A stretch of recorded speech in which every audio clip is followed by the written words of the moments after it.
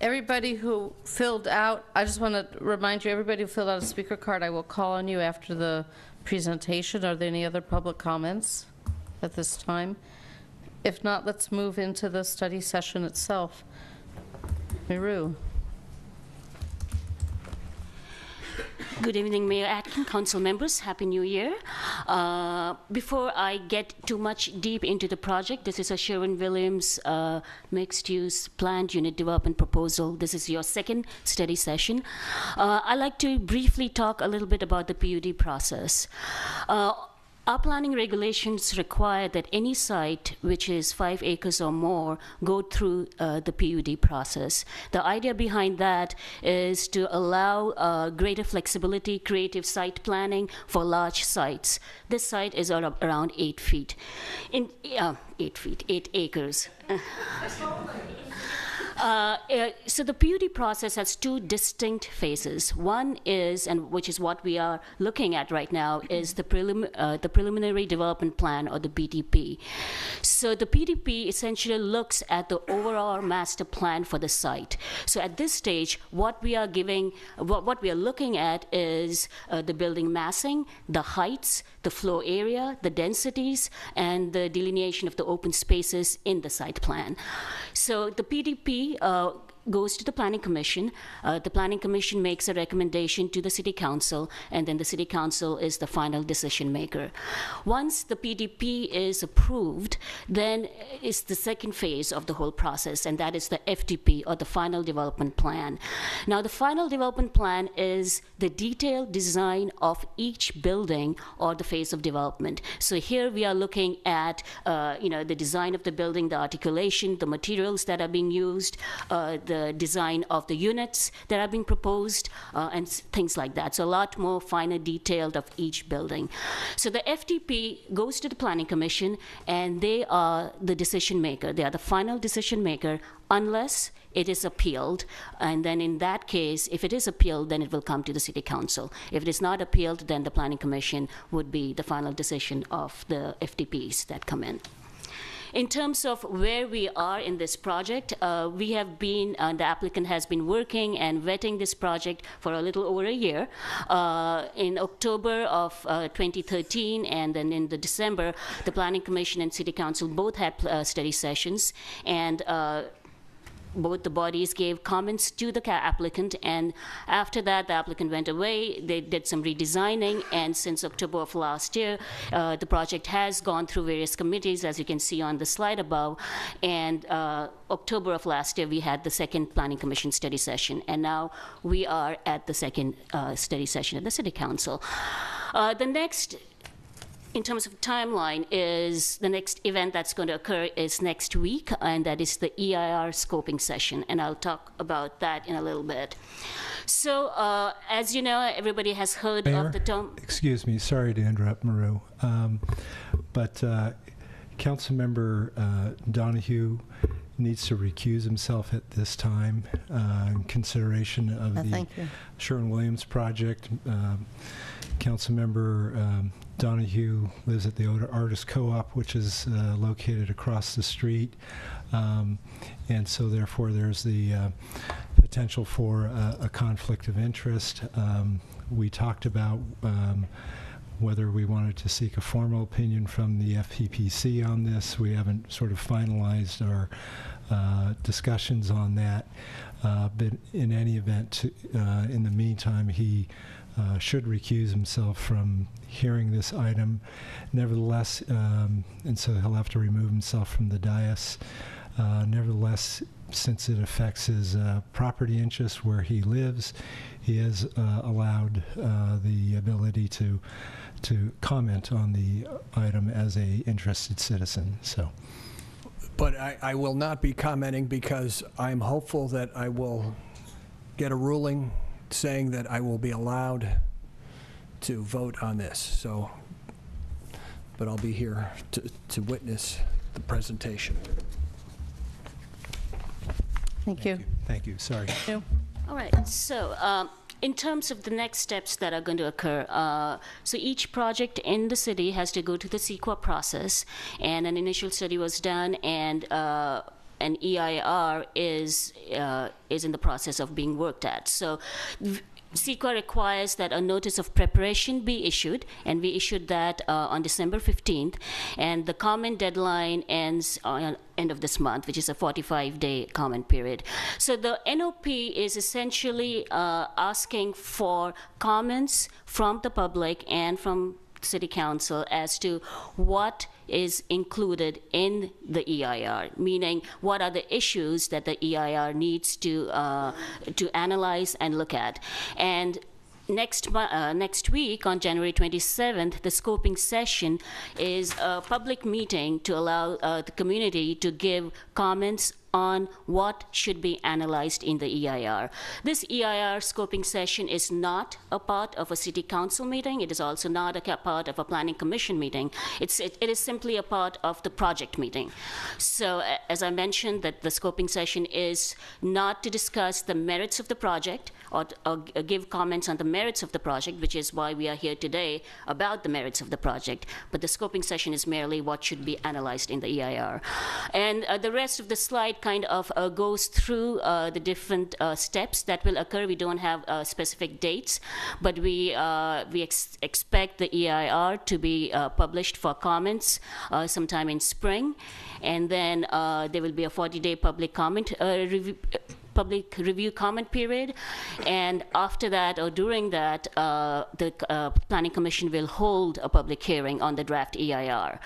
So the 45-day comment period and the Planning Commission hearing during that time is to allow the community to give comments on the EIR that would be produced. Once those comments are taken, they will be responded to, and that is what constitutes the final EIR, which would be published. So that would be sometime in fall of 2015. Once the final EIR is prepared, then the Planning Commission will hold a public hearing to consider the final EIR and certify that, or recommend certification, and consider the PDP and make a recommendation to the council. So it will then come to the council sometime in late fall, where you will certify the EIR and have a public hearing on the PDP and introduce an ordinance to approve the PUD. Because it's an ordinance, it will take 2 city council meetings, so there will be a second city council meeting which will actually approve the PUD PDP ordinance. It takes 30 days for an ordinance to go into effect, so sometime in winter, that is when the PUD would be finalized and would be in effect, and then after that, it is up to the applicant in terms of their timing regarding submission of the final development plan, and remember that is the design of individual buildings. We are expecting that to happen sometime in winter and spring of actually next year, not this year. So now to the project. We are all familiar with where the site is. It's about 8.5 acre site. Site of the former Sherwin-Williams paint factory, which ceased operation in 2006. The remediation work was completed in January of 2013, and no restrictions on the type of land use were laid on the property.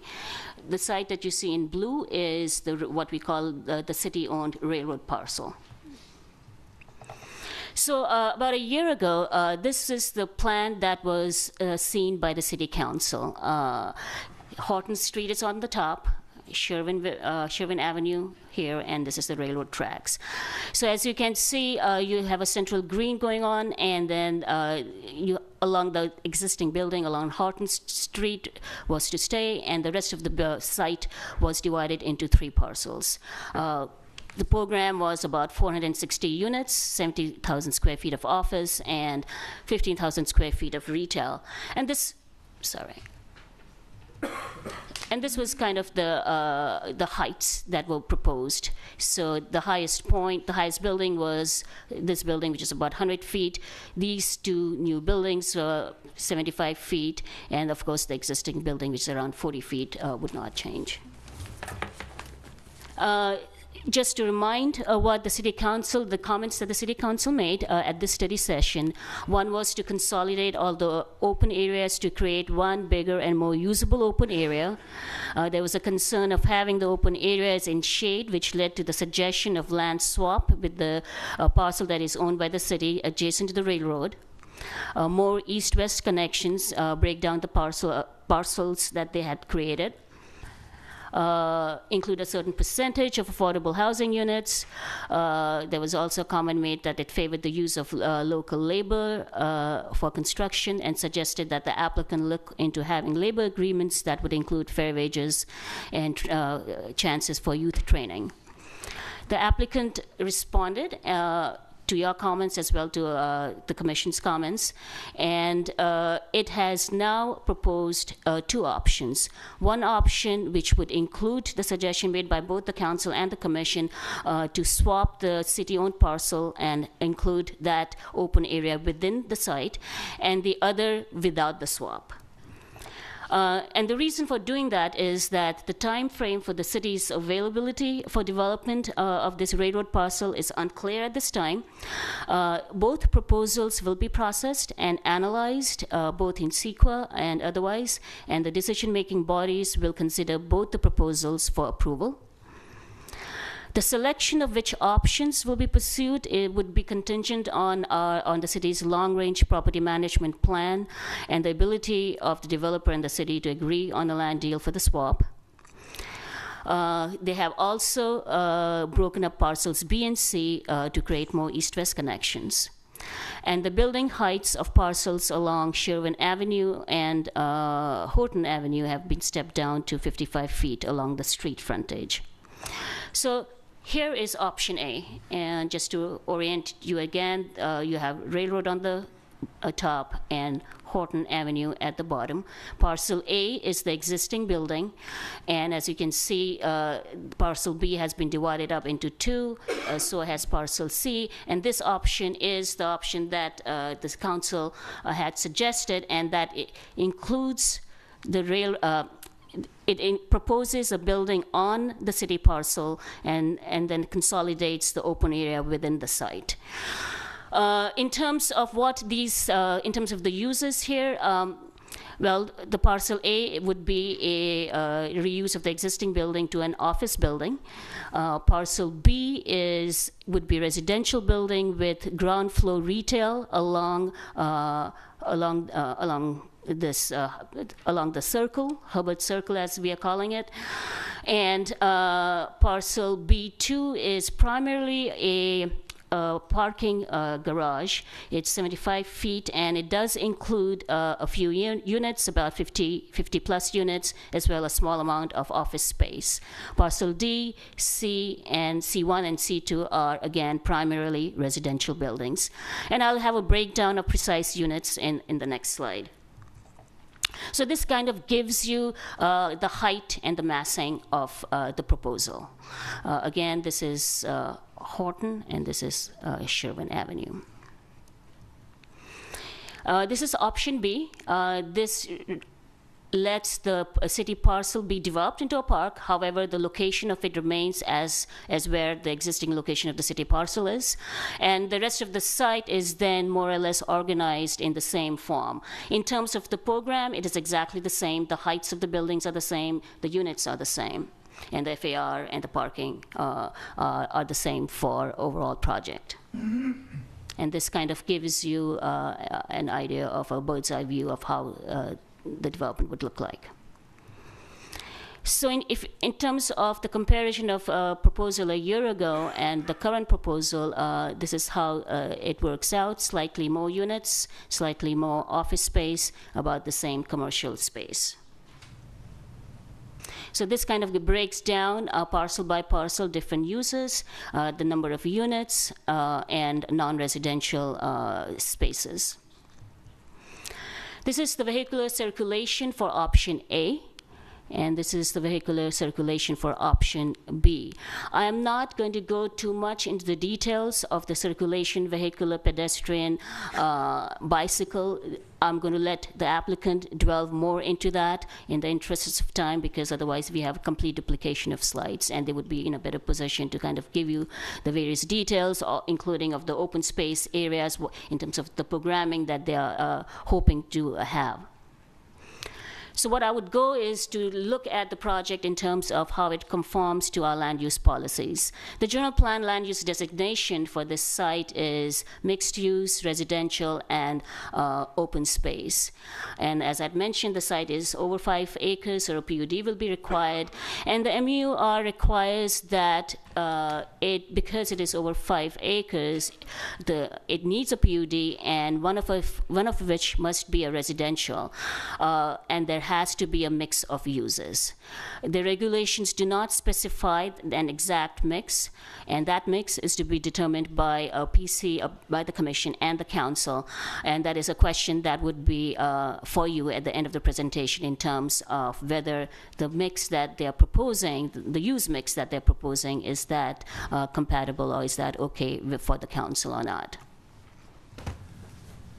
So in terms of residential density, what is allowed by regulation is 85 units per acre by right, and that can be increased to 100 units with bonus points. So that translates for the site area of 459 units by right and 540 units with a bonus. And they're proposing 440 units, therefore the project will require 100 bonus points for density. FAR, what is allowed is 2 by right, 2.0 by right, and 3 with bonus. They are proposing 3, so the project will need 100 bonus points for FAR. In terms of height, again, there are 2 different height districts.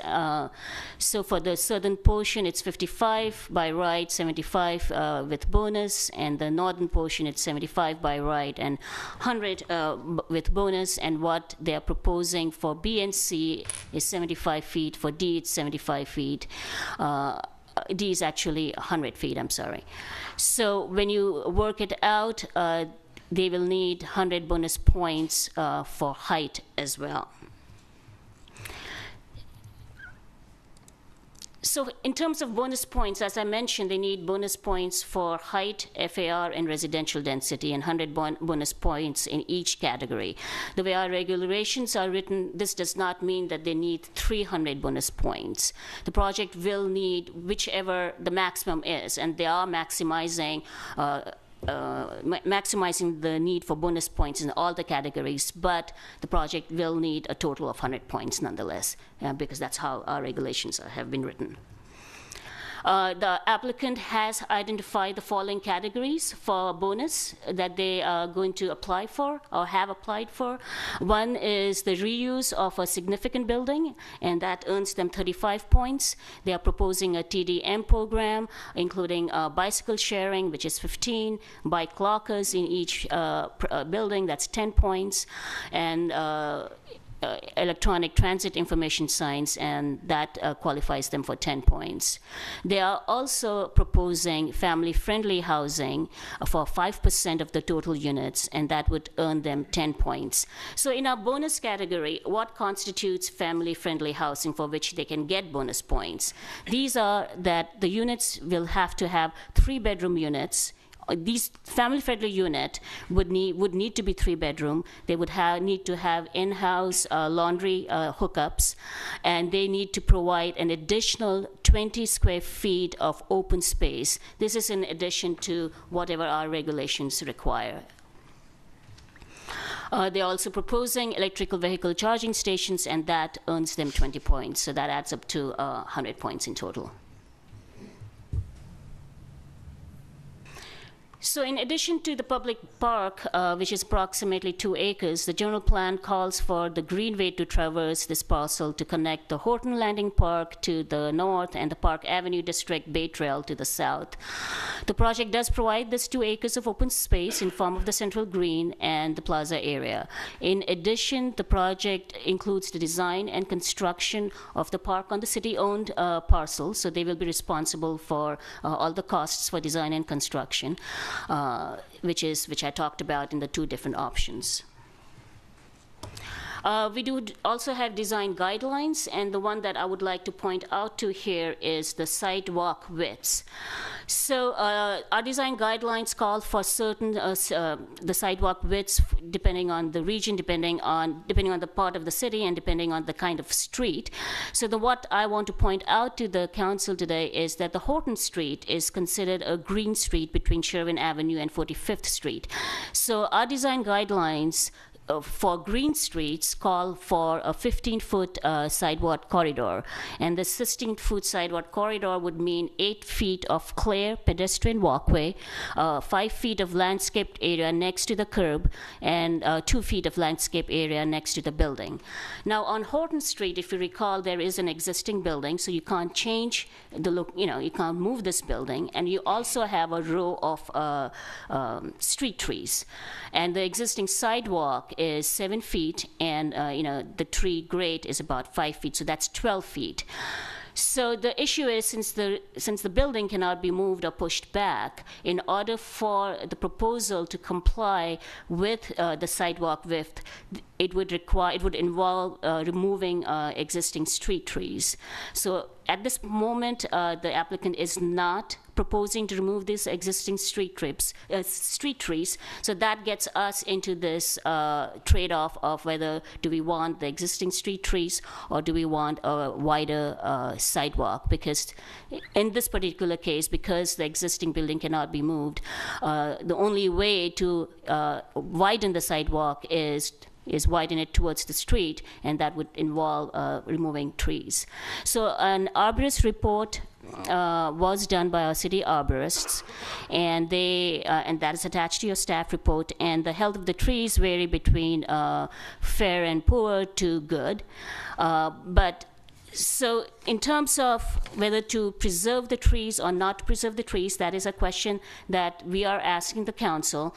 And the arborist report does conclude, and I'm going to quote, it says that this is an excellent opportunity to remove problematic trees and provide a tree root environment for replacement trees, which will carry them along into the future without continual costly pavement repairs. So this is a sort of trade-off that this body has in the past talked about, so we would like your feedback on this issue. So as I had mentioned, the project was also reviewed by the BPAC. They were generally satisfied with the overall plan and had a preference for option A. They wanted that the ground level bike parking be provided within each building. They wished the traffic calming measures to be incorporated in the design of the streets.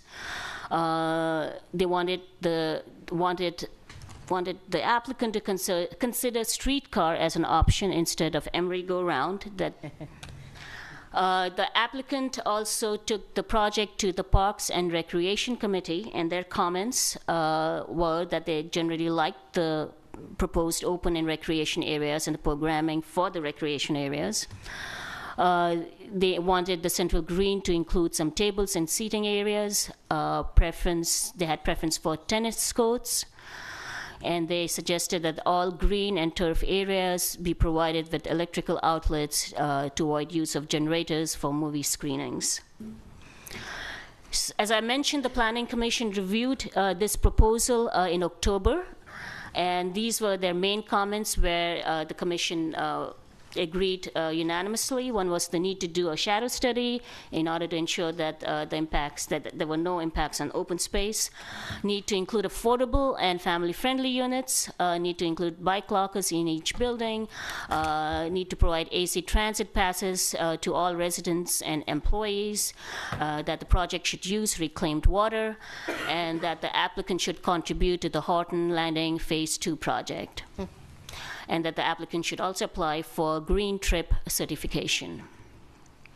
DCC comments, which are staff comments, our comments also included that the applicant should assist in funding the acquisition and cleanup of the Parcel B, which is part of Phase 2 of the Horton Landing Park. There was a desire to see a wider central green, a desire to see a mix of family-friendly, affordable, and disabled housing. I mentioned that any fence along the railroad edge would need to match corresponding fences on the other side along Bay Street and IKEA. And the project should use reclaimed water as well. In terms of environmental review, we have hired LSA Associate to conduct the EIR for this. And in terms of permits that this project will require, it will require PUD, and it will also require general plan amendment, because as I had mentioned, the site is a mix of MUR and park and open space, and that will need to be switched in terms of the site plan that gets approved. In terms of our recommendation, we have a list of questions for you to respond and give us your input. Is the proposed siting of parcels and buildings acceptable? Is the proposed circulation and layout of streets appropriate for the site? Is the siting and size of open spaces acceptable? What type of open spaces do you wish to see in the central green and the park areas? Are the proposed height and massing acceptable? Are the proposed bonus categories acceptable? And should the existing trees along Horton Street be retained, or should they be removed so that the sidewalk could be widened? So that concludes my presentation. I would be happy to answer any questions. The applicant also has a presentation, so If the council doesn't mind, we'll hear from the applicant, then ask clarifying questions from council, and then have public comment. Come on up.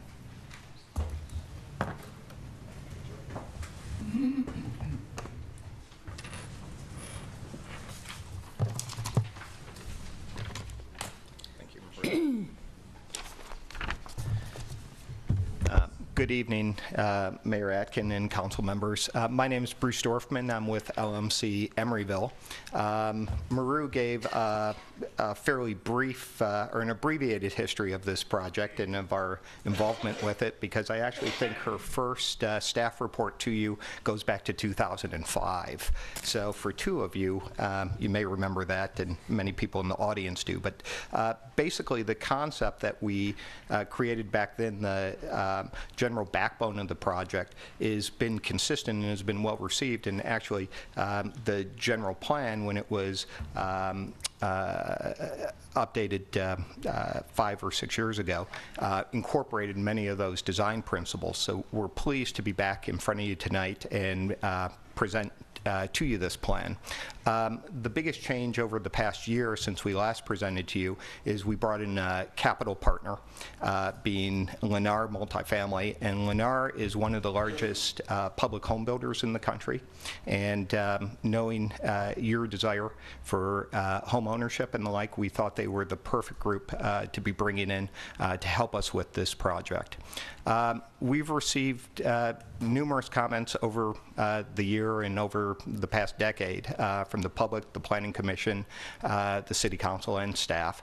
And it's a very ambitious project, and it needs to be in order to respond to all the comments and to do everything that we'd like it to do as well. I mean, we are providing public parks and large recreational areas. There's retail, there's street improvements, family-friendly housing, bike paths and walking paths, high-quality architecture, and that's reflected in the fact that we've committed to having 5 different architects involved, ensuring design diversity in terms of product type as well as architecture.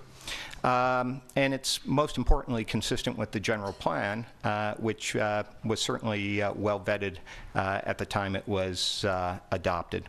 So I'd like now to turn it over to Boris Dramoff with Roma, and he'll give a quick overview of some aspects of the plan that he wants to focus on. Thank you.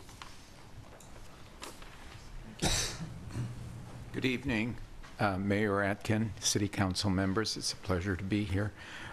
Maru has done a outstanding job of presenting many of the aspects of what the proposed plan is. So I will only cover, as soon as I figure out how to use this. Maru, what do I do? This. Oh, this one. Okay, thank you. Yeah. Thank you. I will only cover some of the additional refinements that we've done to the plan, particularly with the input we received from the Planning Commission work session. One of the things that came out of that input was the desire to limit the vehicular traffic from in this area in here and create more pedestrian and more open space linkages and only allow the traffic that needs to go to serve parcel D. So what has happened since the time we presented is that 46th Street, which connects to Hubbard Circle, would be the extent of the traffic area, and we would improve the open space. So in this option A, this exists in both option A and in option B as well. So we have made that additional refinement as a result of some of the input that we received during that study session. The vehicular circulation you can see in this area. So in other words, the dark red lines are curtailed at 46th Street, and then only the access to parcel D is continued. Other than that, this is, option B is similar, except the access to parcel C1 is from parcel C2 rather than from Sherwin Street as in this option. In terms of the bicycle circulation, both options are very similar.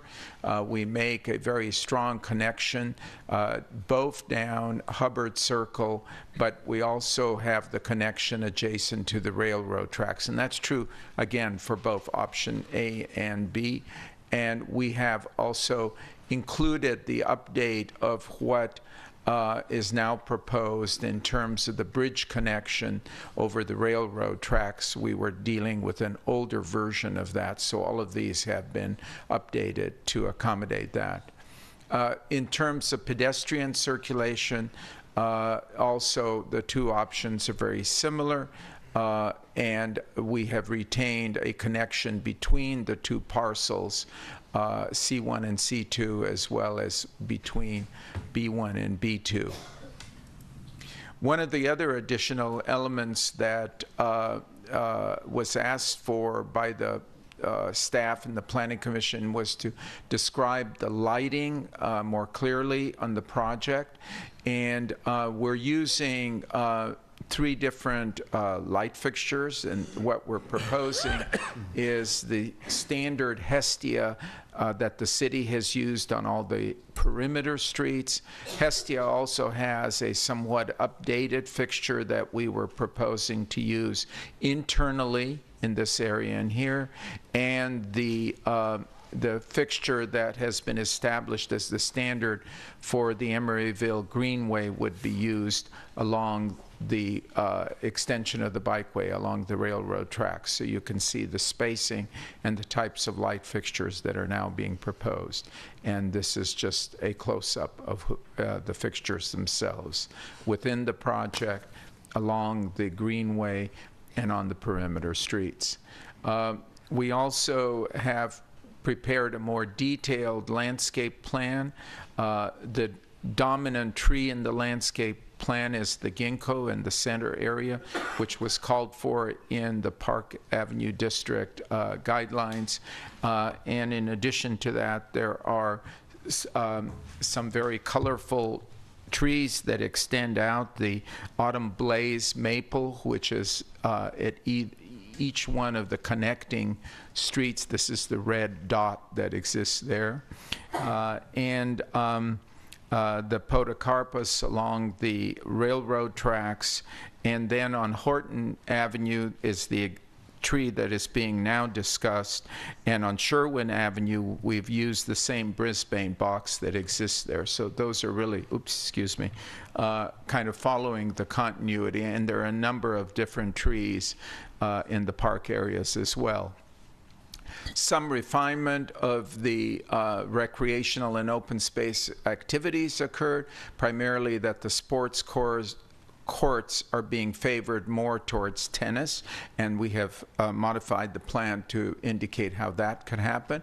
But certainly still there is the children's playground, the adult fitness, the Central Plaza area, dog park, open meadow, and the bike pedestrian trail as well. Just again, some photographs of the trees that are intended to be used that were called for in the landscape plan, just to familiarize yourselves with them. There is a need for stormwater best management practices along the edge, and we have to do this in a manner that does not allow water to infiltrate into the subsurface, and so it is filtered and then connected, and the street trees adjacent to it have to be housed in a separate area so they don't mix with the stormwater detention areas. One of the changes that also occurred after the Planning Commission study session is that there was a request to widen 46th Street, which is what we're calling the connecting street between Horton and Hubbard Circle, to 60 feet, and that was a street standard, and the entrance at Hubbard Circle to 60 feet as well. And I think Miru mentioned that the landscape requirements for the sidewalk were modified to meet the same ones that are called for in the city's standards. The one that we're certainly, Horton Street, I think, was discussed, and the limitations and the need to either keep the trees in the narrower sidewalk or remove the trees if we're going to widen it to meet the standards as well. There is a fence proposed at the railroad tracks and will be in keeping with the design that has been used elsewhere in the city for that area. The massing and overall is similar to what Miru presented, 75 feet, stepping down to 55 feet for the majority of the area, and then on this parcel here, up to 100 feet. The existing building would be retained, and there's a balance of office and commercial uses with residential uses on the project. So for the two options, similar massing but different arrangement because of the disposition of the city-owned park site. That's a very brief overview of maybe some of the additional items that Miru left for me to explain. Thank you. Thanks a lot. Councilor, are there any clarifying questions only at this time before you comment? I'd like to hear from the public. Okay, so if there's no council questions, I'm going to call you up by threes. Feel free to just line up behind the prior speaker, and you'll have up to 3 minutes. Krishna Hanks, Richard Ambro, and Sharon Wilshire.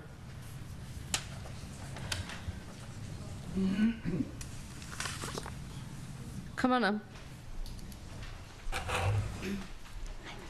Hi, I'm Krishna Hanks. I'm the owner of East Bay Pilates. I've been a business owner in Emeryville since 2005, so this year, March, we make 10 years. And I just want to say that as a business owner, I'm very positive about the project from that perspective. I see it as a potential boon, not only for new clients and customers for us, but also the proposed retail and office space. And I understand the constraints of wanting to make it artistically possible. I feel confident that the council will go in that direction. But I just think that it's at this moment, we have 2 areas in Emeryville that are kind of what I would call blight. We have the problem here by Target with the homeless, and we have this huge empty lot behind us. We moved our business from the Bessler building specifically down on Park Avenue when it was renovated. It's beautiful now with the trees, and it's very attractive, and it's definitely grown. And I see that opportunity to be able to grow our business, and having other businesses come into the area would also be a boon not only to those existing existing here, but those new ones that would come, not only for our clients, but also those of us who live and work in here. So I just want to say thank you to the developers also for some of the great ideas of making that space, and I'd like to see it developed. Thank you. Richard? Hi, I'm Rich Ambro, and I'm a longtime resident, and I'm a retired archaeologist and a member of RULE. I have no professional opinions as an archaeologist and historian concerning the project, but I am concerned that however it's configured and whatever you decide to do, what and where, it could impact and destroy archaeological resources. It's very close to the edge of Temescal Creek, and it was along the focus of occupation prehistorically and even in the historic period. There are several problems that you should be aware of, and whoever gets to work on the project needs to address is the problem of the recorded location of prehistoric sites and the archaeological information and the bodies that might be buried in them. And that includes destroyed materials that came from the destruction of the sites in the historic period. Native Americans don't like human bones, their human bones, disrespectfully treated. So there's a whole literature on where things were and where they are recorded to be as opposed to where they are. There have been changes in the landscape and the coastline that make this a little problematical. Also, the creek flooded repeatedly in the historic period, burying materials, and there has also been earthquakes. The base of the Oakland Hills is a fault line, so the Hayward Fault shakes. Thank you. Okay, done? You have 3 minutes. Okay, that's it. Thank you. Thank you, Richard. Good evening, Mayor and City Council members. Sharon Wilshire, 1420 45th Street, Community Liaison for the 45th Street Artists Co-op. Our group has been here in Emeryville for over 40 years at 45th and Horton and Holden. A live-work anchor in converted industrial buildings, serving as a model, actually, for several developers, converting many of the handsome brick buildings into what has become the Park Avenue District. So now, after all these years, a neighborhood has been established. 45th Street Artists Cooperative, the Bessler Building, Horton Lofts, 1500 Park Warehouse, Icon, Blue Star Corner, Park Avenue Studios, and 5 of these have been are in buildings that have been rehabbed, and the 2 that are new construction have actually also honored the materials and the scale of the neighborhood. The active Park Avenue Overlay District worked for several years to develop the 2006 guidelines and policies for this part of our city in the Park Avenue Plan, wishing to support the feeling of this area with so many 1-, 2-, 3-story brick buildings, very much a part of the city's history, and the strong influence of the many artists in the area. Deliberating ways not only to maintain this character, but to make it even better, hoping to encourage walkability, cycling, local serving retail, and the arts, an enlivened and active neighborhood experience. With all this in mind, what's happening on Horton Street to support these goals in the current Sherwin-Williams development proposal? It feels as if the development has turned its back on Horton Street. An existing 3-story brick building slated for commercial use that takes up 2/3 of that frontage, I actually walked it again today, of the Horton Sherwin-Williams frontage, and a new building that's 7 stories of parking, and also a new vehicular street that's sandwiched between these 2 buildings. And so just wondering which part of this design equates to an enlivened and active streetscape on Horton.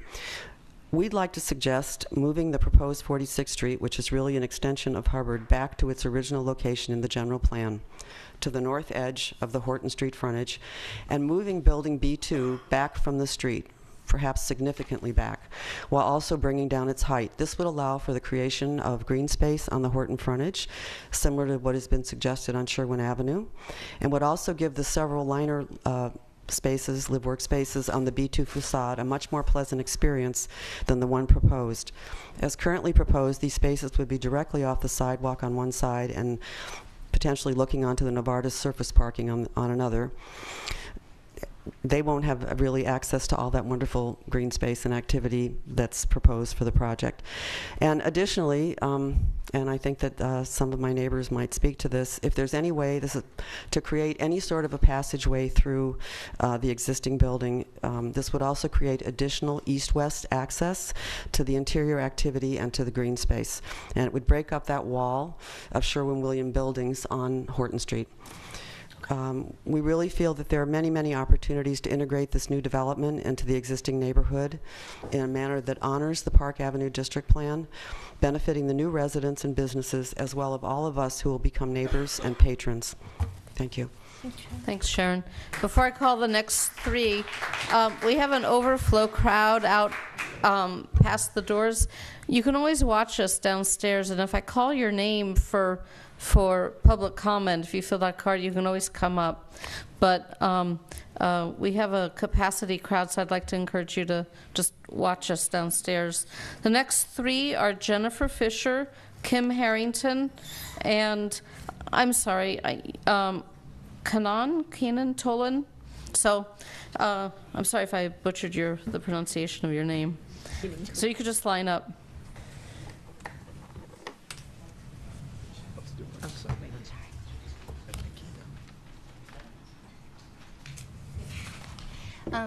Hi, I'm Jennifer Fisher from the 45th Street Artists Cooperative. I'm just going to kind of reiterate something that Sharon just said, showing the ideas that we've been discussing for ways to enliven the street on 45th Street, on Horton, sorry. So this shows the existing proposal for option B. This could be applied to option A or B. We just chose to show that one right. For this purpose. You can see parcel B2 in this illustration is moved back from Horton Street, kind of the circles there show. So green space in the front with the goal of enlivening the street, and then moving what's being called 46th Street over here and having pedestrian access on that side. So that's that proposal. I think we're gonna have another speaker about the next one. Okay.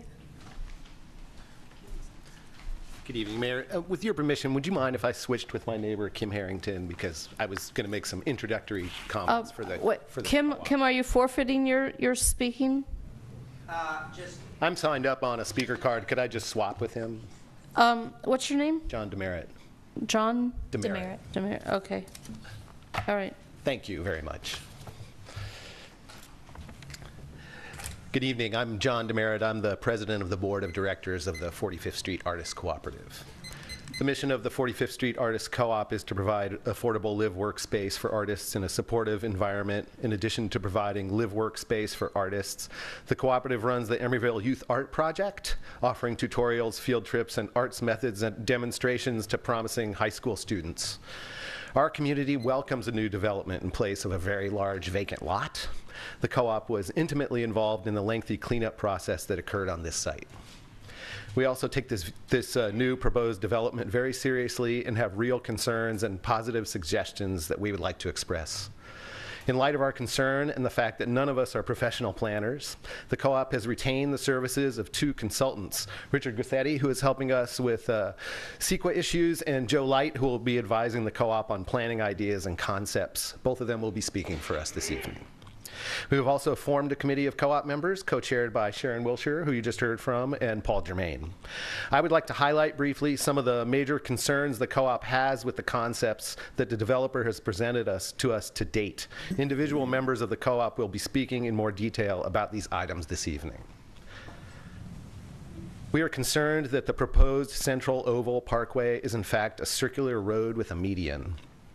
Traffic impact is one of our biggest concerns with this project, and we recommend that a preliminary traffic study be performed before the EIR is implemented.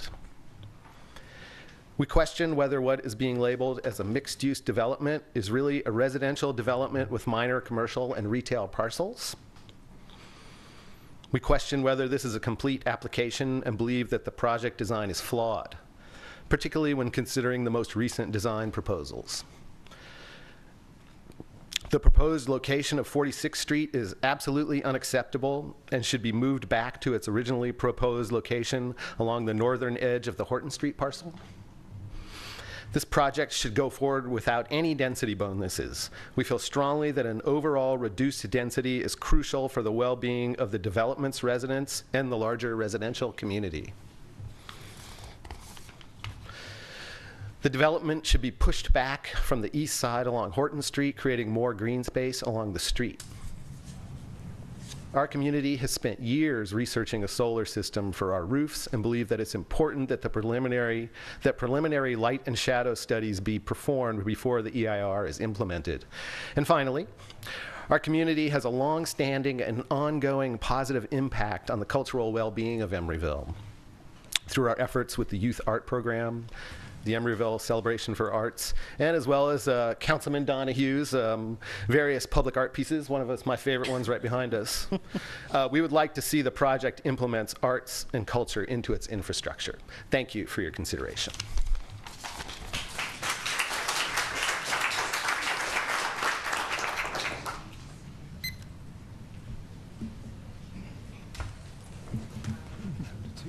Do you need a portable mic? I think so, yes. Is there one down there, Charlie? Hello? Hi. My name is Janan Tolan. I live and work at the 45th Street Artist Co-op. I'm delighted to see that the neighborhood in which I've lived for 15 years is changing. I'm also delighted to see that South Park, which is a truly fantastic neighborhood of San Francisco, was the inspiration and model for this project. South Park is quiet, yet lively, and is a constantly frequented neighborhood. And people spend time on benches to read under the trees or eat lunch in the sun. Children play on grass, and there's an ample space for all these activities. There are cafes and restaurants spilling onto the sidewalks and commercial spaces opening onto the park all around it. The structures that are bordering the park are mostly 1 to 2 story tall, a perfect proportion for the size of the park. When I look at the proposed project, option A and option B, I want to see South Park, but I do not see South Park. I do not see any of these qualities, nor do I see the scale it is supposedly modeled after. Instead, I see massive buildings towering over a narrow median strip-like opening where the sun may only shine for a few minutes a day, and where automobiles, bicycles, pedestrian, parked cars, and emergency vehicles all are to share the same congested, noxious bottleneck.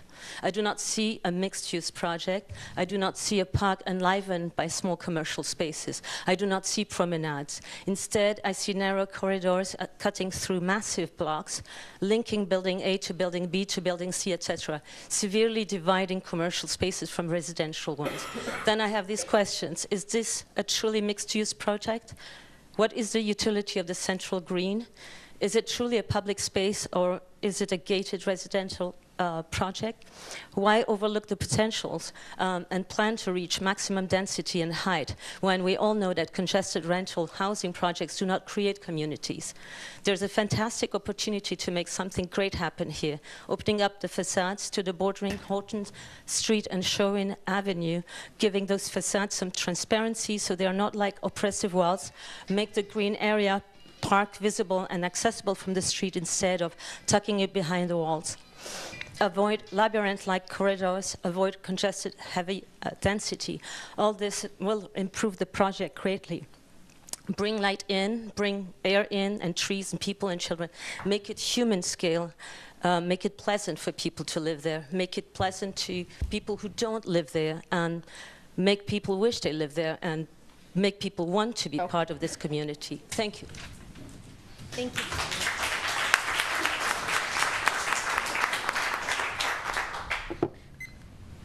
Kim, why don't you come up next? Paul Germain and Therese LaHaye.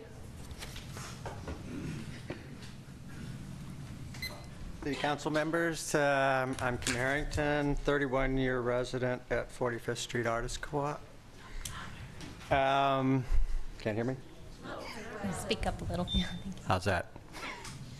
I came up with a potential solution to the Great Wall in Parcel A on Horton Street.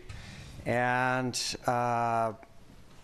my thinking was to push 45th Street through Parcel A and Parcel B1 with the width of the street of 45th as it is today, and perhaps an 18-foot portal which would allow a single roof line across Parcel A and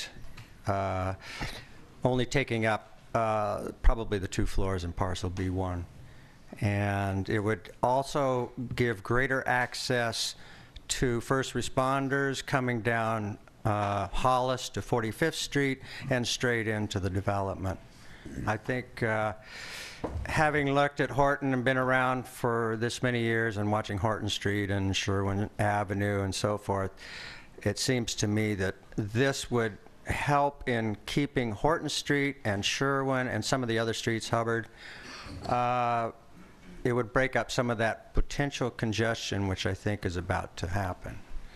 But I like the project, and I hope you listen to some of our recommendations. Thank you.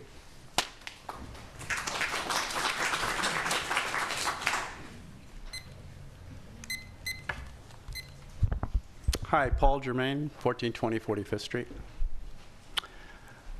Obviously, the substitution of a residential... Can you talk closer to the microphone? Can't hear me? How's that? You're being broadcast, That's too. better. Oh, right, yeah. Evie. When I sat there, I remember that. Obviously, the substitution of a residential development for an abandoned paint factory is a good deal for the neighborhood, and we'd like to recognize that. We would like to say that the project density is too high.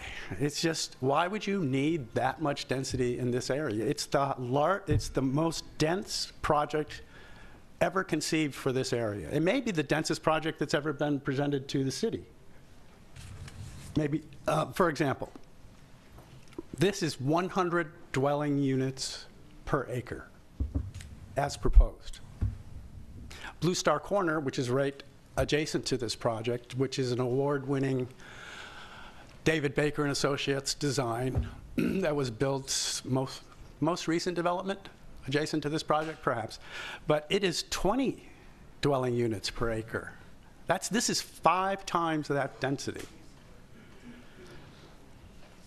Density limits control development intensity. Okay, height, bulk, setback. I know I'm preaching to the choir, but excessive density, I'm going to read this. It's from the American Planning Association. Particularly if poorly designed, can result in inadequate daylight, reduced open space, increased parking demand, increased traffic, and even a lack of privacy.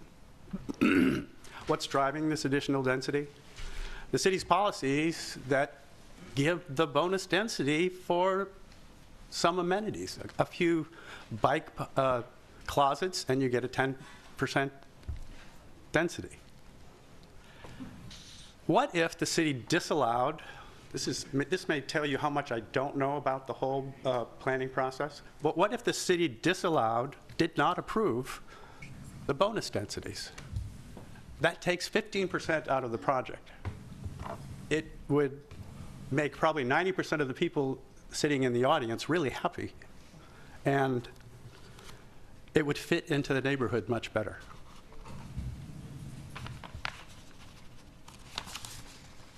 The NASCAR Speedway that is designated as open space. I had this image of an architect going to a developer and saying, we need more open space. And the developer saying, well, why don't we call this open space? Well, you can't call that open space. It's 2 roads and a median.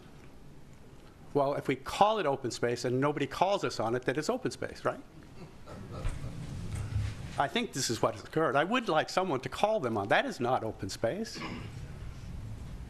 It's still being promoted as open space. So, honey, if you're looking for the kids, I drop them off in the open space, and they'll go to school from there. I don't think they'll hang out there. I don't think you'll do anything there. That's a median. And so somebody's got to call them on that. I had more, but Thanks, Paul. Thank you.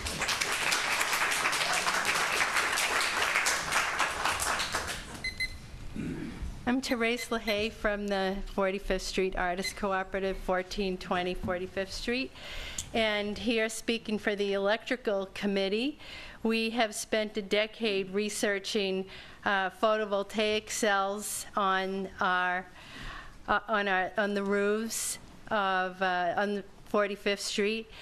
And we have selected 2 possible contractors.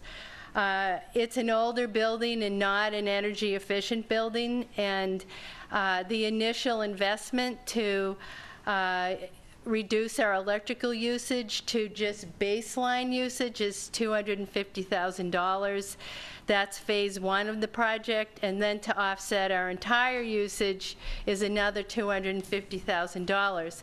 So we are concerned that the 7-story building across the street could block afternoon sun, thwarting our $500,000 investment to save energy at the 45th Street building. So we would like to encourage you to initiate the shadow study as early in the process as possible. Thank you.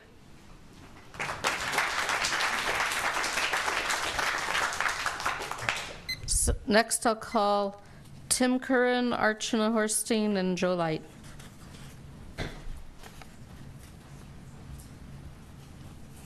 It's Tim. Hi, Tim Curran from 4250 Horton Street. I live directly across the street from the trees that are being considered for removal. I'll speak to that first. Remove those trees and don't return them, and that'll be an effective way of getting rid of me and my daughter and my wife. It's the only buffer on the street. It's becoming a much busier street all the time, and those trees are gone. It's just me and the bricks. Very bad.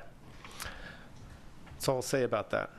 I'd like to speak to the development and what I've seen and what I've reviewed in preparation for this meeting. When SRM Earth came before the council in December 2013, a year ago, they proposed 460 domestic units. I'll keep it short.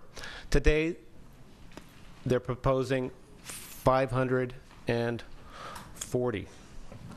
That's an increase of 17.3%, which is better than the stock market. Very nice, very nice.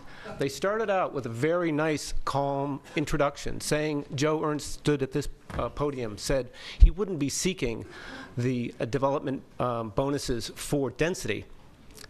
Just disingenuously, he didn't need to. He got them for height.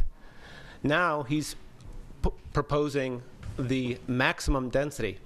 And in fact, I'd like to point this out. Between the last Planning Commission meeting and this meeting, there's been a miraculous creation of more developable land, a veritable stocking stuffer for the developer. When staff presented the proposal to the Planning Commission, they showed that the proposal was 540 units. It was said directly after that, so the applicant will have to remove 10 units to comply with the density bonus maximum. If you look there, they're still applying for 540 units. Because Boris Dramoff and I suppose someone in staff had their conversations and massaged the numbers, changing the developable land from 5.3 to 5.4. Get it? 530 units, 540 units. Magic, voila. Pop the champagne corks for SRM Ernst. They just made 10 units over the holiday period. I don't think that this developer has our interests in mind when they don't, when they reduce the amount of family-friendly housing from the proposed 10%, they squeeze it down to 5%. If you look at the parking arrangements for city parking arrangements, they haven't done that either. That's your time, thank you.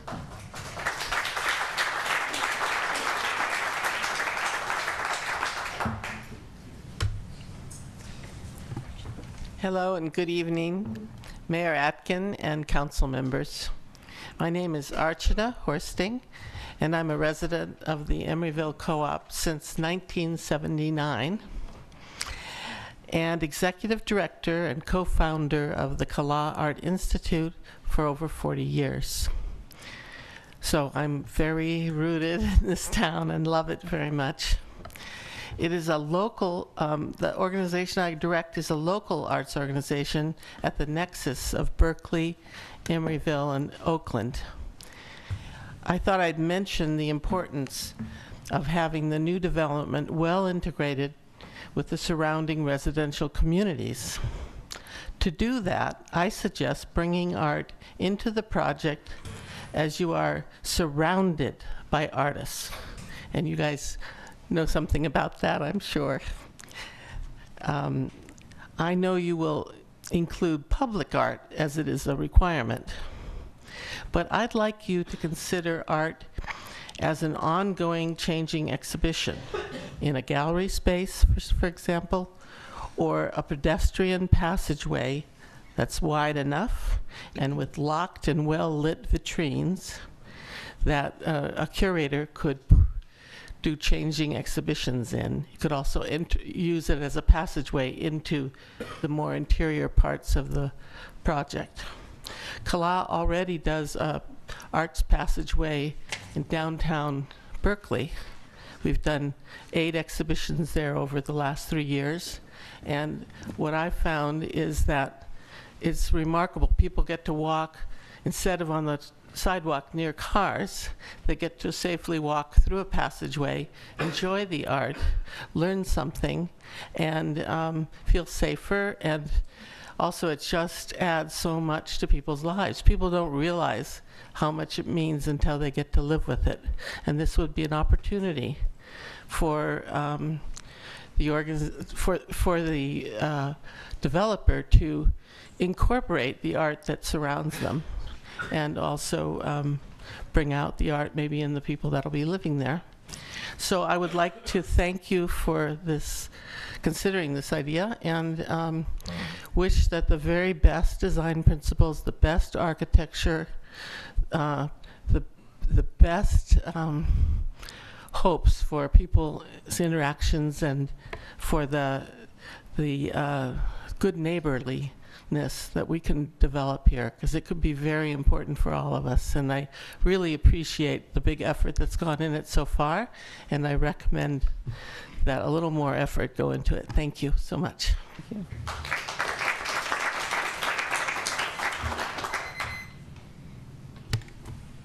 Madam Mayor, members of the council, my name is Joe Light. I'm working with the 40th Street Arts Cooperative to advise them on their project. I'm a planner with 30 years of experience in the field. Now, first off, even though this is just a study session based on very partial information and no entitlements or guarantees will be issued, study concept plans facing very limited and only partial considered scrutiny often have a tendency to become sedimented in concept and plan from the very beginning, and thus preclude potentially better alternatives and better directions. So in this case, you're looking at plans which are very small scale. There's no scales on them. There's no dimensions on them. You don't have massings. There's a whole host of studies and background information that you really, really need to get a good sense of the relationship of this project to its own internal coherence, as well as the way it fits in with the community. Therefore, I only bring this up to suggest that any actions or any suggestions you take tonight be considered in the sense that they may be sedimenting, they may be giving a direction that maybe isn't ready to be given. And that's so any information you give, any direction bears in mind the full scope of what you're ready to convey to an applicant with what information you have before you. Now, this is a large project, 540 units, nearly 100 parking stalls that entail thousands of daily auto trips. At 100 units an acre, it's the densest project in the city, has been pointed out to you. Only 3 others actually have even reached 85 units an acre, which is the baseline maximum for this property, which is a large project. Now, moreover, it's really only a tenuously mixed-use project. It portends 648,000 square feet of new residential floor area and untold, unmeasured hundreds of thousands of square feet of garage, which haven't been measured and haven't been disclosed, and only 20,600 square feet of new commercial space, which is less than 3% of the new construction. And moreover, most of that 3%, most of that 20,600 square feet is designated for live, work, or residential amenities rather than actual commercial. And those are hardly non-residential categories in substance. So in fact, the new commercial is very little. The great majority of the commercial being proposed, 79,000 square feet, is an existing parcel A. Now, since each and every one of these buildings is going to be on its own parcel, apparently, and can be sold separately, it's very, very likely that that building A, which has very little interface, very little mixing, either architecturally or in any kind of use concept, is highly likely to be alienated and sold off. That's your time. Thank you. Next, I'll call Kristen Peterson, Gary Grimm, Donna Briskin. Okay. Yeah, what he said. My name is Kristen Peterson, and I live at the My name is Kristen Peterson, and I live at 1420 45th Street, and I'm a 32-year resident of Emeryville. The Sherwin-Williams project has often been compared to South Park, that holy grail in San Francisco, and I'm sure a lot of people would be really happy to see something like that in the neighborhood. I worked across the street from South Park for several years, and I know what I see here is nothing like South Park.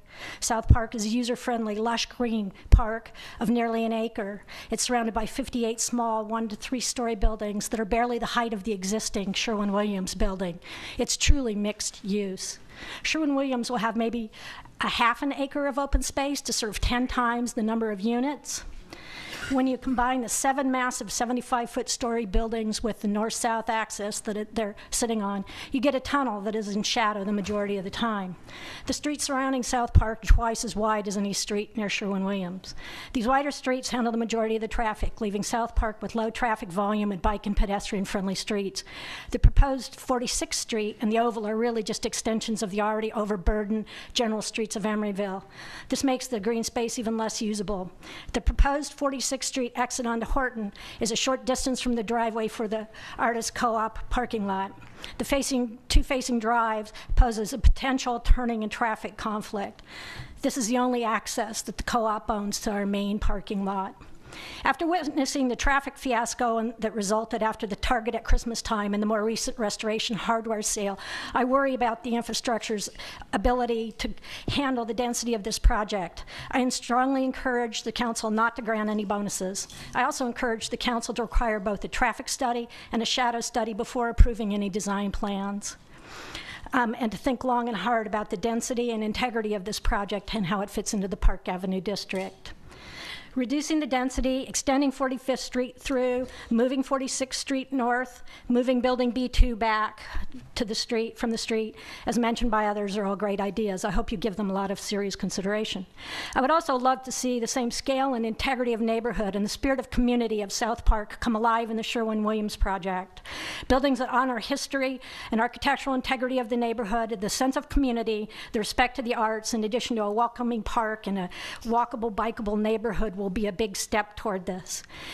If this project is done right, it will truly be something that enhances the neighborhood and does the city of Emeryville proud. Now that would be an ambitious project. Thank you.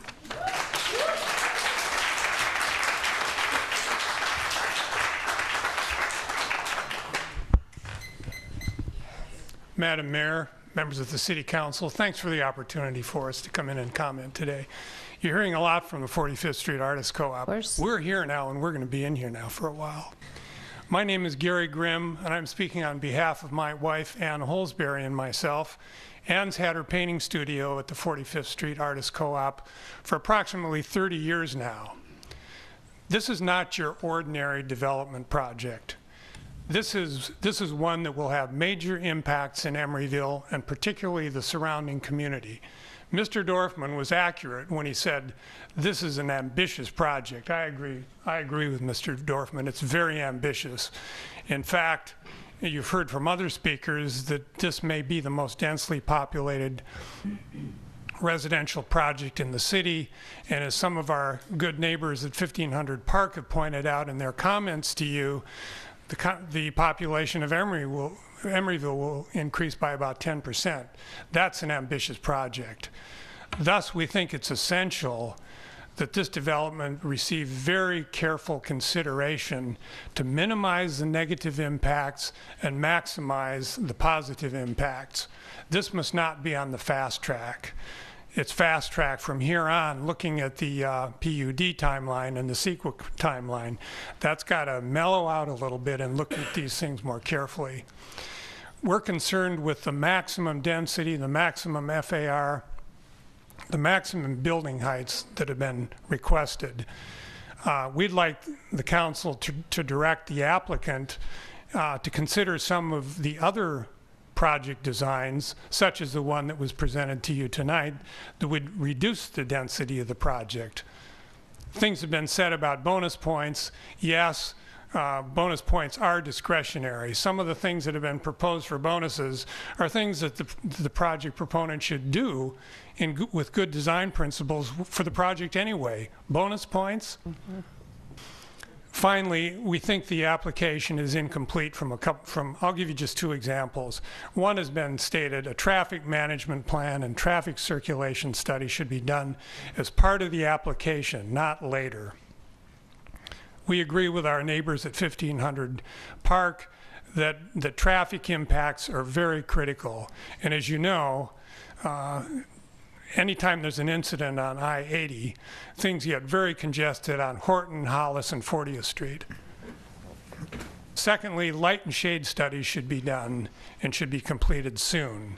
This has been mentioned by the planning commissioners, and for the artist co-op, the quality and quantity of light is essential.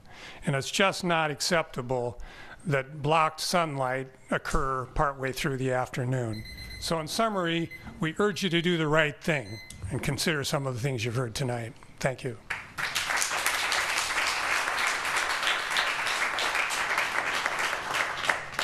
Good evening, Council, and thank you for the opportunity to speak. I'm Donna Briskin from 1500 Park, not from the Artist Co-op, and this was random queuing, so I didn't know I was going to follow those compliments. It is random queuing. I was going to say it's wonderful to see the Artist Co-op out here tonight, and everything that they're saying is we support, and more so, and we're just glad that we didn't really, the 42 people that signed our submission to you to come tour, we really would have had a space problem. But as you know, we submitted our concerns in writing to you, and so I'm not going to take the time to go through them tonight.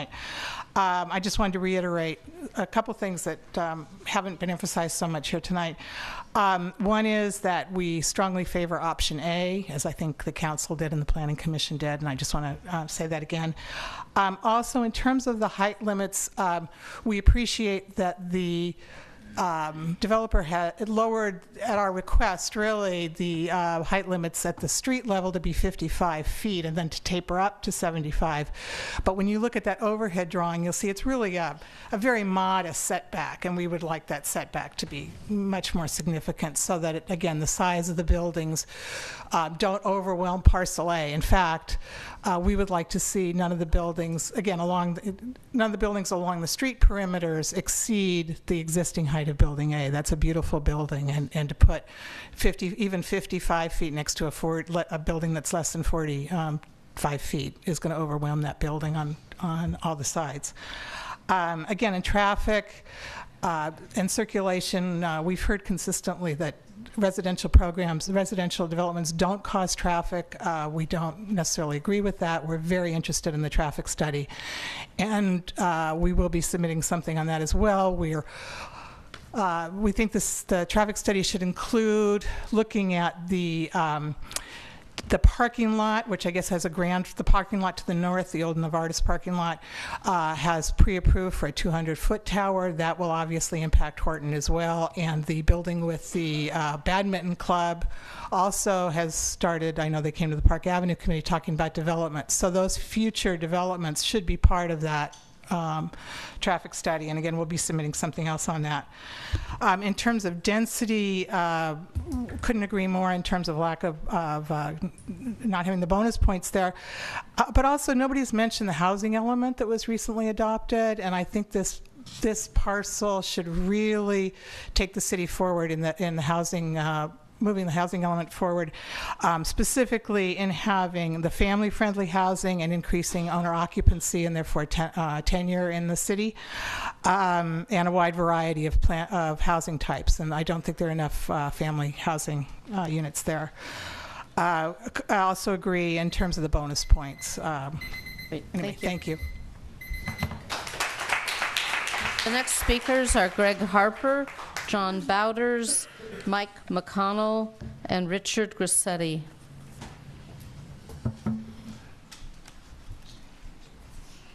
Greg Harper. I too live at the Emeryville Artists Cooperative. I didn't realize that we're going to have the EIR scoping so quickly, so I'm going to reserve some of my AC Transit, more AC Transit related to next week. I just want to say that Joe Light has really said the most important thing. There are no entitlements here right now. There's a whole thing of, oh, what you've got right now, the bonus point system you've got right now, the zoning you've got right now. What you need to do is you look at this and say, okay, what we've got right now is what we're getting. And that is something we either do or do not like. And to change things so that it is more likable as you go, because you've got a year before everything's cast in concrete with respect to, because what you've got now is some anachronistic things going on. I'll give you some examples. 20 points for charging stations for electric cars. That was great in 1985. I mean, we really needed to do that sort of thing, and we did. All up and down the state. I was on the Air District, and we just gave all kinds of bonus points for doing that. This is 2015. You shouldn't have to give bonus points for electric charging stations. It's a requirement. You know, come on. The other thing is, and this I know a lot about, AC Transit is, put in a lot of real-time arrival signs. You know what everyone is? This is the new real-time arrival sign. They're worthless. You're giving 10 points away for things that nobody's going to use. This is what's going to control, not those things. So that's 30 points right there. And then you've got points because you're reusing a building. Those are points that should be given at the design review stage, because Emeryville has two very good examples of good redesign and bad. You look at what was done from the electro coating plating, beautiful stuff. Boy, that's what you want.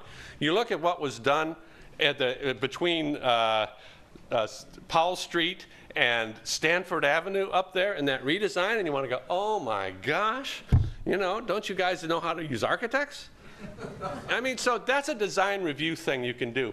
Lastly, I just want to say, there's nothing wrong with looking at a project of this size and saying, you're going to phase this, because this is of such a scope that we want to know what you want to build first, and we want to see, okay, this is what it takes to do that and that, and here are some conditions on continuing, because we want to learn from what you're doing.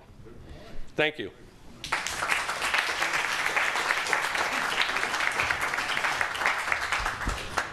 Good evening, John Bowders, the Besler Building in the Park Avenue District, and it was perfect to follow him because he saved me half the things I wanted to say, actually. This is a handout. All the bonuses that are on here are bonuses. That's what that word means. They're bonuses. And so the nice part about everybody showing up tonight is all the things that I could say. I can focus on the thing I really want to say, which is when Bruce came up here, he talked about, I'm giving you park space, I'm giving you retail, I'm giving you brand new buildings. But he didn't say the word I wanted to hear, which is I'm giving you affordability. And that has been at every planning commission meeting, and that was at your first city council hearing. And I'm surprised nobody said it till now. And you have a city attorney who's great and competent on these issues, I think, but I want to give you a little context. I'm an affordable housing advocate.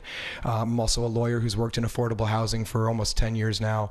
And the Palmer case, which is the crux of the issue with our inclusionary housing ordinance, we don't make them give the 15% anymore. There's this in lieu fee. In lieu fees are horrible for a couple of reasons. One, money is not worth what it is today 7 years from now.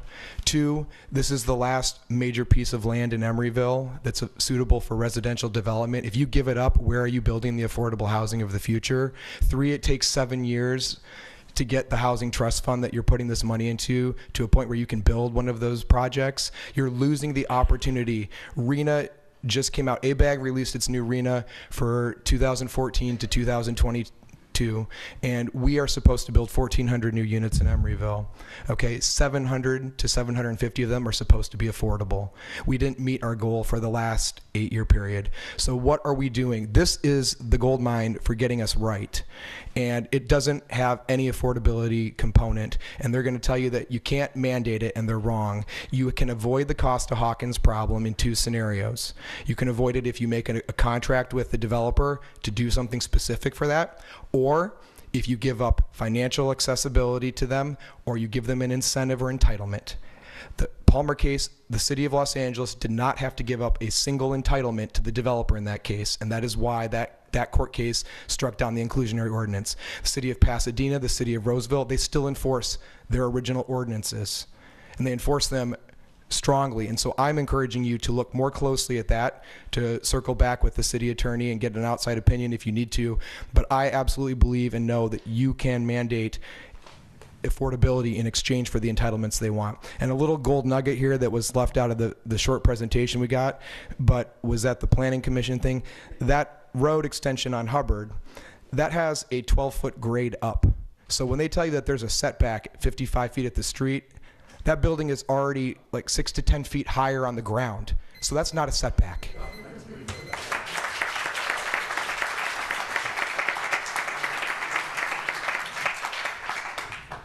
I'm Mike McConnell, live at 1500 Park Avenue.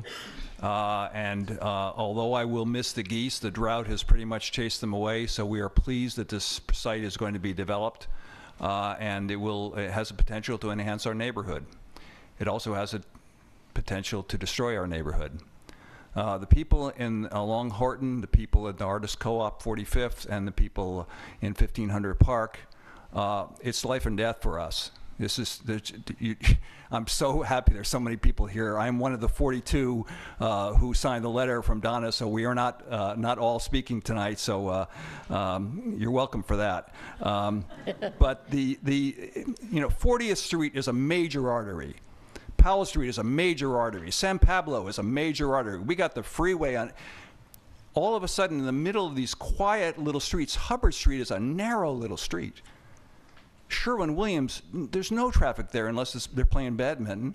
These streets are going to be overwhelmed. If 10% of the population is dumped right into that quiet little neighborhood, it cannot handle that kind of density. We are pleased that developers have made some improvements. Frankly, option B was completely unacceptable with the original plan. Option A is a vast improvement. Including Halleck as one of the ingresses is a real improvement. No one cares about traffic on Halleck.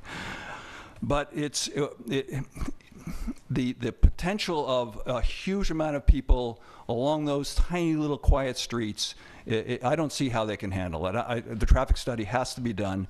The green space, clearly a median is not a park. Clearly no one's going to be playing Frisbee in the green space. If there is going to be density, it needs to be in the northern part of that space. We should not have a canyon along Sherwin Street. I mean, there's no place in Emeryville where it's like Manhattan, where it's 5 stories high on either side. Our building is only 45 feet. To go 55 or higher is unthinkable. I think option B should not be an acceptable an option. I think it should be option A or nothing, and I think the volume should be pushed further north. I have no problem with another 200-foot tower on the north side of that lot as long as it doesn't put a shadow on the Artist Co-op. Let's have another tower. I don't mind towers in green space, but not along Sherwin and not where Hubbard is going to be the ingress.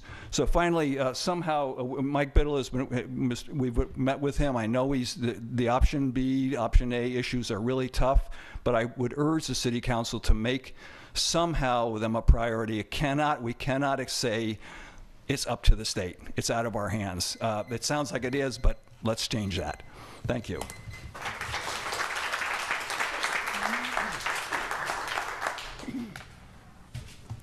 Good evening, Mayor and Council members. My name is Richard Grossetti. I'm a CEQA consultant with over 30 years of experience. And I'm going to talk a little bit. I realize that the CEQA scoping meeting is a week from now, but there's a relationship between what you're doing now and what gets done there. And what the point that I'm going to try to get to is that there should be a greater separation between what you're doing now and when you start the CEQA process. So this is a big project, and I think the Park Street folks in their letter calculated this is a 10% increase in the population of Emeryville. That would be the equivalent of an 80,000 person population increase for San Francisco or 30,000 person increase for Oakland. It's a big proportional increase. Generally, things like traffic and shadows and wind are done during the EIR process, but for a project of this scale, in this sensitivity, in this proportion of the city, it would be more appropriate to do those studies now as part of the design to figure out whether or not this project is really a feasible project, is really something you want to move forward to before it is cemented into place and analyzed in the EIR. You also need to look a little more carefully, I think. You need some more information. Now, you have a preliminary development plan and a final development plan process, but some of the information that's in your final development plan probably needs to be developed now for analysis in the EIR. If you don't know what these buildings are really going to look like and you do an EIR on them, you're going to miss some of the impacts. CEQA doesn't do a good job of addressing urban design issues. Those aren't really environmental issues per se. I mean, there's a visual analysis in CEQA, but really the urban design issues should be addressed in study sessions like this, and you should get that urban design down before you start the CEQA process. There's in CEQA case law, there's a very strong tradition and a strong dicta that a stable and accurate project description is essential to starting the environmental review process. In this case, there are so many issues that seem to be outstanding that this is almost a rough draft of a project description, and that it would be better to have to continue your work with staff and with the applicant and with the community to work on the project, get a little further along before you start the CEQA process. This is a long way of saying that the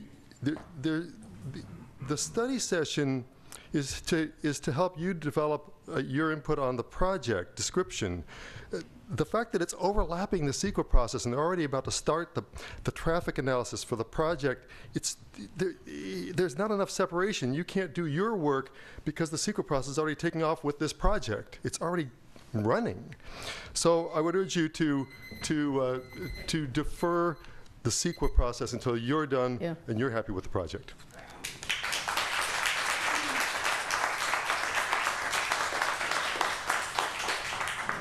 We have run through all the people who filled out speaker cards.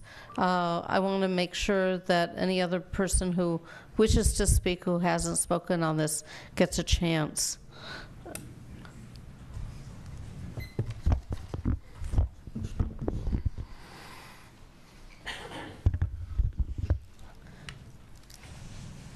Okay, you've heard pretty loud and clear here tonight.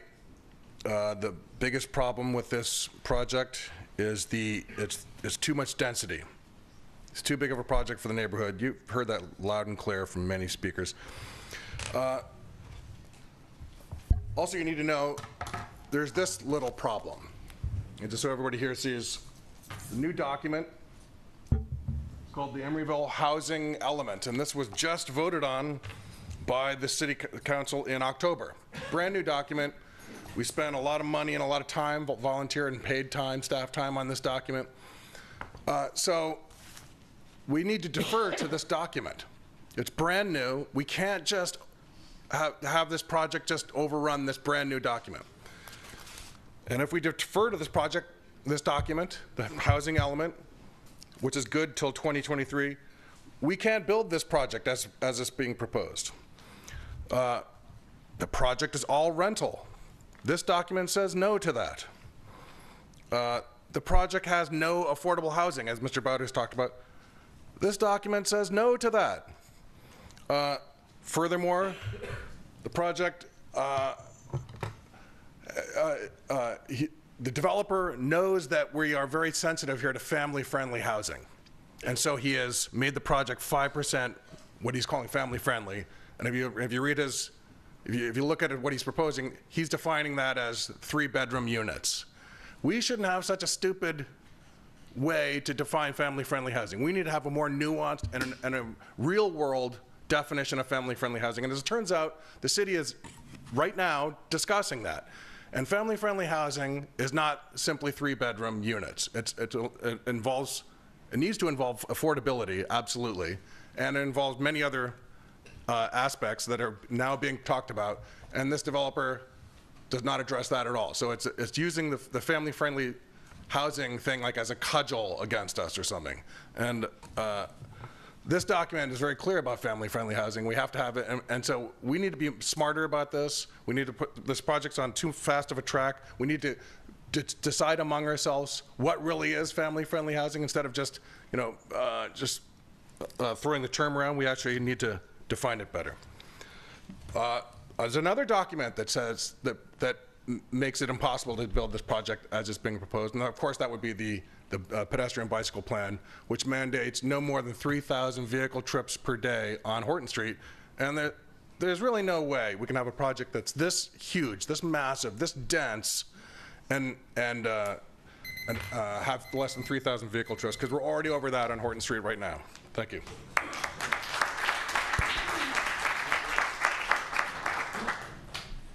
Is there any other public comment on the Sherwin-Williams project?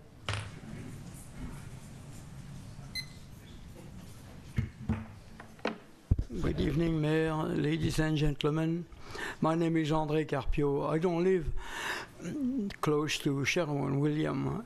It just happened that way back when the project was being proposed, I was invited to submit a plan by Councilman Jennifer West, and I went to San Francisco to present the plan.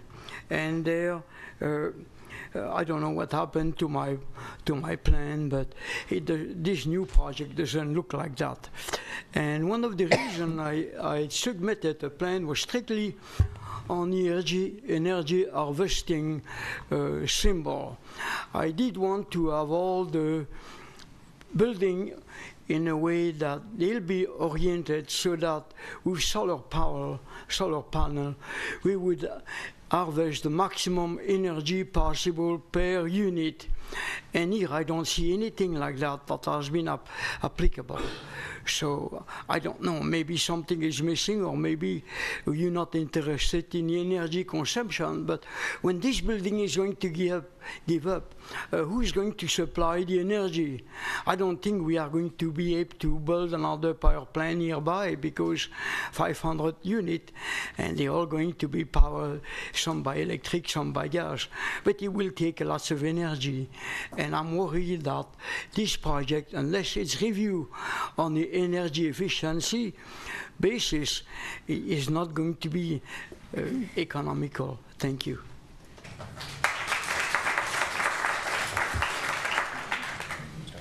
Any other public comment? I'm closing public comment. Council members? It's our turn. It started. Yeah. I'll jump in here. First off, I want to thank each and every one of you who came tonight. It's a real testament to your community, to our community, that people have thought so carefully about this project. And listening to the comments, one of the things that I got from these comments is we really have to look at a configuration of items. And let me just run down them and see if I've got them all. Density, affordability, the whole issue of bonus points. Mr. Harper made a good point. What was a good idea in 1985 on the electrical connections for the cars, that should be a standard thing now. So we want to take a look at that. We want to certainly take a look at the traffic, seriously looking at the traffic. And I believe when the members from the co-op came forward and talked about their attempt to do the solar lighting, we want to get those shadow studies sooner than later. And then I think we have made some progress. Option A certainly is light years ahead of what was originally proposed, but this is a massive project. It's going to affect not just the Park Avenue area and the Artist Co-op in 1500 Park. It will affect the whole city. So I would urge staff, you know, I looked down at the list of the questions that staff has asked the council to respond to. I think what I feel the council needs to respond to is what the people of the city have come forward and focused on, because I know for sure you're not going away and you'll be back here and you'll be through this whole process. So let's dig in. Hold the applause. Let's dig in and focus so that we can really get the optimal project that we're all looking for. That's all I have to say. I would also like to thank everyone who has taken their time out of their own evenings to speak to us tonight. And I just noted that not one person who spoke was completely happy with the project as it stands. I second Nora's point that we need to look at all of the issues that you brought up again, including density, affordability, shadow studies, traffic studies.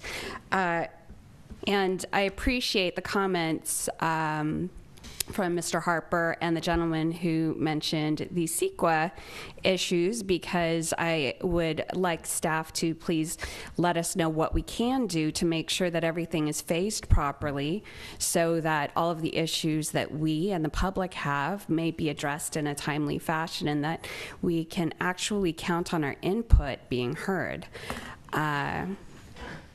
So that's all I have to say. I was furiously taking notes, and thank you for everybody for what you've pointed out this evening. I really appreciate it. I have a couple of things that I want to reiterate. I co-sign on to the things that Nora and Diane have talked about here, but I think one message that I feel is very important is that we have to get this right. This is going to be here for 40 years, 50 years, or more. And so we have to get it right. We should not be in a hurry, and we should get things that we want in our city, right?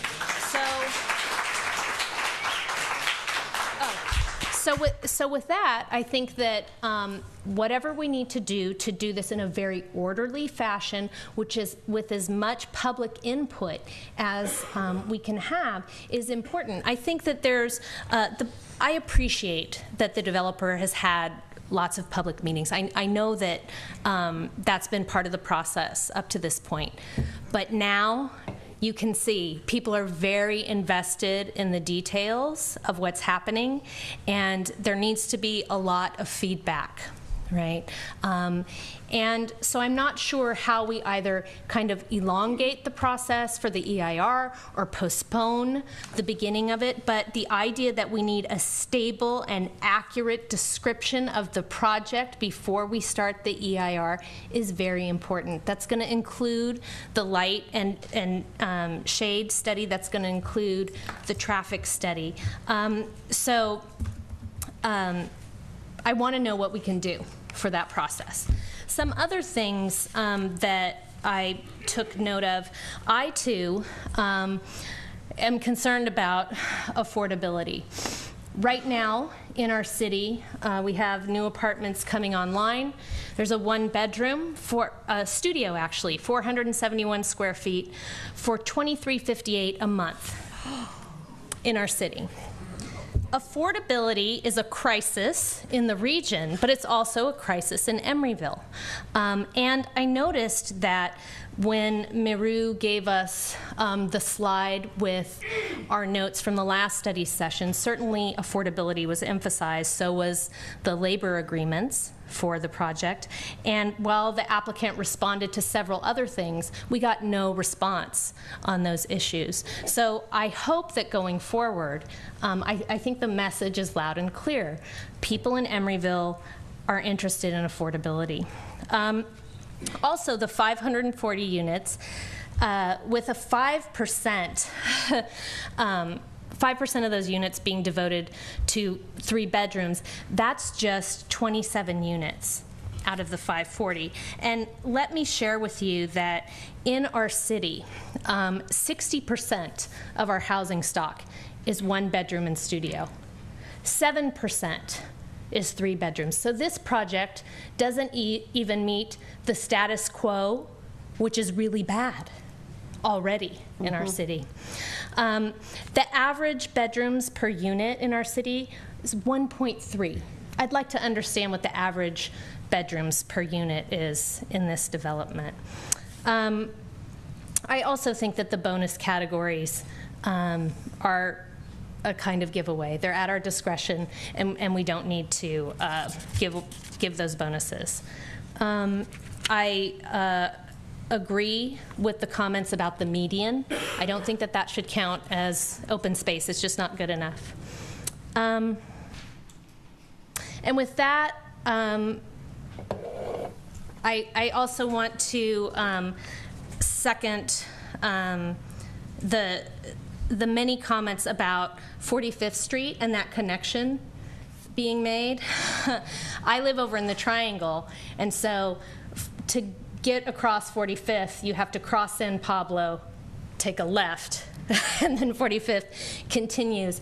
It's not a good situation. It's not a safe situation, and I don't think we should repeat it in the Park Avenue district also.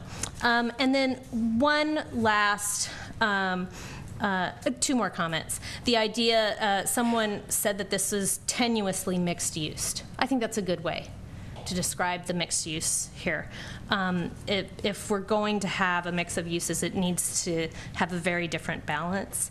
And then finally, when we were looking at the pictures of the lighting, I got very hung up on the one that looks like an arc. Aesthetically, I don't know if that is part of the Park Avenue design guidelines. I don't think I've ever seen that before, but I say no to that. Those are my comments. Okay, thank you. Thank you, everybody, for coming out. And it is a testament to how engaged the community is and recognition of the fact that what we build here will stay with us. So it is good to make decisions for in the tradition of the Iroquois Nation for 7 generations out. So I hope that we temper all of our choices now with the long view in mind. That being said, I don't want to reiterate every comment, suggestion that I agree with. I will say, however, that when I hear about the bonus points, they do ring hollow now, and it's kind of, I think, a testament to how fast our world is changing. Because when they were put in to our plans just a few years ago, they seemed kind of like right on, and now they're just kind of passé. So things do change that fast. It's kind of amazing. I would like to see this project go to majority home ownership, and what Jack mentioned, not rental, because that's we've seen time and again people who've been displaced out of town with rising rents, and without any rental protections or affordability thing in place. I think this is really, home ownership still remains the best chance for people, the average person, to build up some equity in town. So I think doing that in and of itself will really change the nature of the project, is making it majority home ownership right from the beginning. And the comments about the shadow studies, I don't know how many units inside the artist co-op have only skylights as their light source. They don't have windows in the walls to look out. So I think anything that casts a shadow, especially on those interior units, would not be advisable. And we haven't done shadow studies, so we don't know for each season, each time of day, that kind of thing. So I think we need to do that. I agree with the comments about giving a little more space before the CEQA timeline commences. Let's see. The one thing I will say, no one commented on this, but in my entire time sitting up here, actually, I think the multimodal circulation plans that we saw tonight are actually the best multimodal circulation plans I've ever seen come to the city in terms of breaking up a super block. So I want to thank you for the work and in listening to people on that, because people will be able to walk and bike through it as well as drive. And so I just have never seen that kind of flexibility. Without actually seeing the massing, it's hard to say about the impacts on the neighbors, because I have no idea about what the massing it will actually feel like or look like. But I don't think, like some other projects in town, it looks like just from all the ways of entering into it, I don't think it turns its back on the neighborhood. The question is whether it's out of scale with the neighborhood and whether it's putting too much pressure on it. But I don't think it's a gated community, and I think we're talking about sidewalks and complete streets, and so I do want to congratulate you on a circulation plan that accommodates various modes inside the project. That being said, there's been a lot of discussion about Horton Street, and I do think we need to do a traffic study before we start CEQA. I don't see how a project of this size can't not impact the neighbors in terms of the vehicle trips. So with that said, thank you very, very much for providing very valuable input, and Bruce, thank you for coming and hearing us out. Mayor Atkin, I'd like to ask Sabrina, do you feel the staff has a clear understanding of what the council has been saying up here to move forward from this point? I'll defer to our planning staff. Charlie? Yeah, it's pretty clear. I didn't hear anything about the trees on Horton Street, so I guess we'll defer that decision to another day. I do want to just make one comment about the CEQA process. Unlike the impression that I think has been given tonight, the project does not get cast in stone by the CEQA process. The purpose of the CEQA process is to vet a project and all of its various impacts so that the project can be improved and so that those impacts can be mitigated. I think a prime example of where the CEQA process was used really well in this regard is the Marketplace project, where an EIR was done for that project, and the project that ultimately ended up getting approved by the Planning Commission and City Council, and that was also a PUD, was not the project that was analyzed in the EIR. It was one of the alternatives that was in the back of the EIR that was put forward as perhaps a better way to design the project after having taken into account all the impacts that are analyzed in the EIR. So I think it's a bit of a mischaracterization to say that the project description that's in the EIR locks in the project. That's not the case, and it's pretty unusual to do some of the more significant environmental analysis like shadows and traffic before you do the EIR. Those are an integral part of the EIR. So I would urge you not to require that all those studies be done before the EIR get underway. Those should all be included in the EIR, which will then come back and inform you when you make your decision on the project as to what you want to require in terms of changes to the project to address those issues. Okay. Thank you, Charlie. Mayor, Yeah.